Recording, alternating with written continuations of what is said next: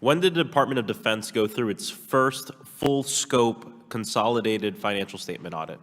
That's 2018. 2018. Mr. Manfield, did the DoD achieve a clean audit in 2019? No. What about in 2020? No.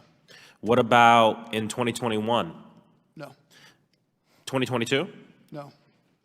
Year after year, we hope that the DoD will attain a clean audit, and year after year, the DoD fails.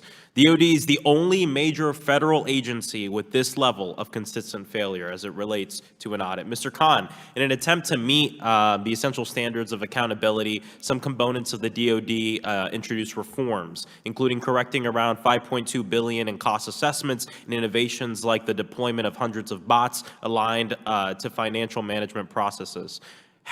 Why have these measures all failed to get DoD to have a clean audit? The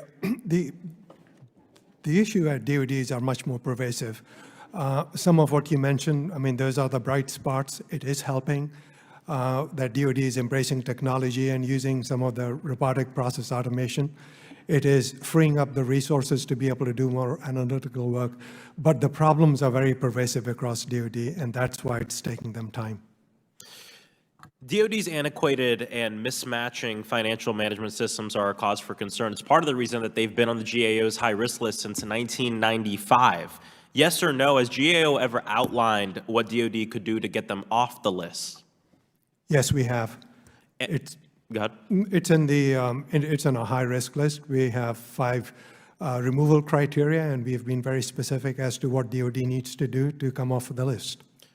And there's been many agencies that have gotten on this list and been taken off, have followed your recommendations. Usually when GAO gives recommendations, how long does it usually take for agencies to implement them and get off the list?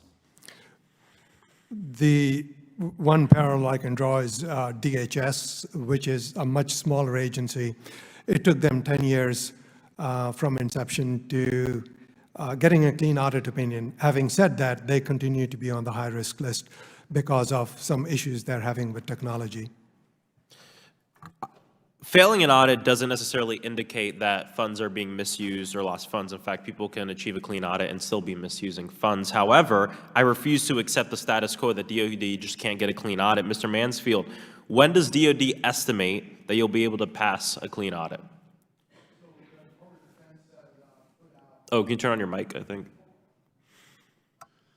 The DoD has estimated that they are looking at 2028. 2028. Yes, sir.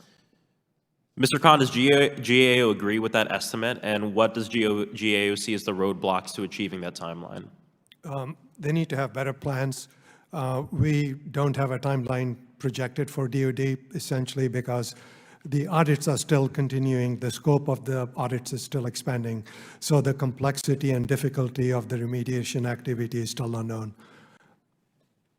And I agree with what my colleague just said before me. Look, I'm not just here to rail on DoD about this. We know that it's an issue. We want solutions. So from any of you, what can Congress do to help DoD get off of the next GAO high-risk list? I don't think 2028 is acceptable. What can we do to make sure that DoD gets off the high-risk list for the next GAO list that'll come up?